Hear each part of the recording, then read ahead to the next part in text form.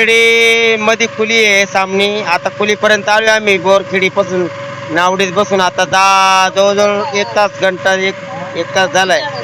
पुढे लखनगिरी बाबा गोंगसा, हे गोंगसापर्यंत आम्ही नावडीत प्रवास करत आहोत. जवळजवळ नावडीवाले म्हणतात 2 तास लागतात. निम्म्या भागी आलेलो आहे आम्ही आणि खूप छान अशा प्रकारे अनुभव येते. पहाडच्या पहाडात नर्मदा मैया भिजून गेलेली आहे.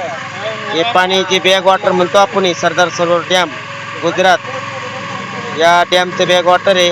जवळजवळ 300-350 किलोमीटर बॅक वॉटर आहे आणि टीएमसी पाणी किती म्हणाल तर त्याची गणतीच नाही. असं म्हणतात की जवळजवळ 400-450-500 टीएमसी पाणी या धरणामध्ये आहे. सुंदर स्वच्छ पाणी, रमणीय वातावरण.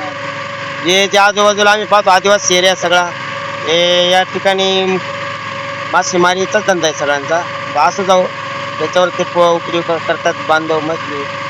तर खूप अशा प्रकारे आजचा हे धाडसी निर्णय घेतला. नर्मदा मैयाच्या ही परिक्रमा आपण पैदल म्हणतो, पैदलच का ही परिक्रमा आहे, परंतु पुढे एक नदी आहे, त्या नदीतून बी नावडी करावं लागते. तर नावडीवाले यांच्या बी उपजीविकेचा प्रश्न आहे. आपण जे देतो त्यांना त्याच्यावरती उद्योग करतात. हा निर्णय सगळ्यांच्या वतीने घेतलेला आहे. एकदम निर्णय घेतला. हा, आणि एकदम असं सुंदर नर्मदा मैया बघायला भेटते. नर्मदा मैया पाणी म्हणजे पाणी काय आहे? हे साक्षात भोलेनाथ आहे. नर्मदा मैयाचं पाणी म्हणजे साक्षात काय आहे? भगवान शंकर आहे. भगवान शंकराची काय आहे? नर्मदा मैया ही कन्या आहे. पाणी साक्षात भोलेनाथ भगवान आशुतोष भगवानच तो पाण्यामध्ये. आणि खऱ्या अर्थाने येतोय ना, क्षणाला अनुभव येत असतो. बघा पंढरपूर बाबा काय म्हणतात, हे माझे हे पाणी पेल्यावर गंगामाईचं माझी साखर गेली, माझी बीपी निघून गेली. वा, आनंद वाटतोय. दररोज पंढरपूर खेड बाळवणी पाटील, माझी बीपी बी गेली पळून, ही बी गेली. हो, चालण्यामुळे जवळ आम्ही ओंकार सोडून 250 साखर बी गेली, बीपी बी गेली. आलो. हो, बरोबर. नुसत्या पाणी पेल्यावर. वय वा वा वा, ते पंढरपूर बाबाने आपल्या संगमनेरवाले बाबा अतिशय चांगली प्रतिक्रिया दिलेली आहे. बर बर बर बर, चला धन्यवाद सगळ्यांना. हो, नर्मदा मैया की जय. महिला भगिनी आहे. बाबा बोल. सगळे आता या ठिकाणी अगदी आनंद घेतात नर्मदा मैयाच्या पात्रातून. जसं काय आपल्या आईच्या कुशीतच आपण चाललोय बाबा.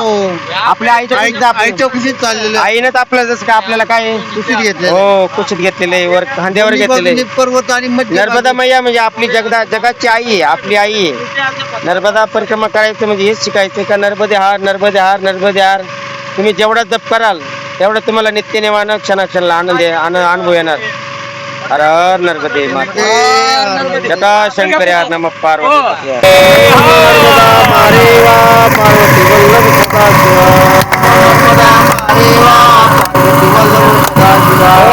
नर्मदा मारे वा पार्वती वल्लभ सदाशिवा.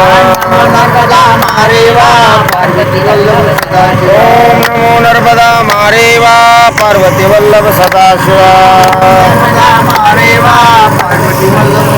ओम नमो नर्मदा मारे वा पार्वती वल्लभ सदाशिवा. नावडीने प्रवास बोरखेडी ते लखनगिरी बाबा आश्रम. नावडीने प्रवास. हर हर नर्मदे हर हर नर्मदे. नावडीने प्रवास माई तट्टे. हर हर नर्मदे हर. अगदी वेगळा आनंद पाहायला मिळतो. नर्मदा परिक्रमामध्ये शिल्पानी झाडी आहे आणि या झाडीतून डोंगर चढ उतार. म्हणून आज हा निर्णय घेतला नावडीने, जेणेकरून आपण आपलं स्वास्थ्य पण छान राहिलं पाहिजे. 4 महिन्याचा प्रवास आहे. लखनगिरी बाबाच्या आश्रमापासून पुढे बेलगाव पर्यंत अनेक अशा पहाड चढ उतार आहे आणि त्या पद्धतीने पुढे प्रवास 3 ते 4 दिवसात राहील. आजचा दुपारचा प्रवास नावडीने 10 किलोमीटरचा या नावडीतून करतोय. महानर्मदा सगळ्यांना शुभमंगलमय अशा प्रकारचा प्रवास करो हीच नर्मदा मैयाच्या चरणी प्रार्थना. हर हर नर्मदे हर नर्मदे हर.